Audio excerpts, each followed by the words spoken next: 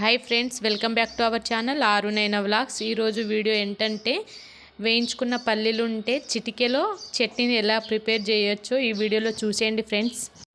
Morning పిల్లలకి school టైంలో చట్నీని ప్రిపేర్ చేయాలంటే చాలా టైం పడుతుంది. పల్లీలని వేయించి చల్లారినాక చట్నీ చేయాలంటే మినిమం 15 to 20 మినిట్స్ వరకు పడుతుంది. అలా కాకుండా మనకు వీలున్నప్పుడు పావు కేజీ కానీ హాఫ్ కేజీ వరకు పల్లీలను వేయించుకొని స్టోర్ చేసుకోండి. చాలామంది హడావిడిలో పల్లీలను హై ఫ్లేమ్లో పెట్టి వేయిస్తారు.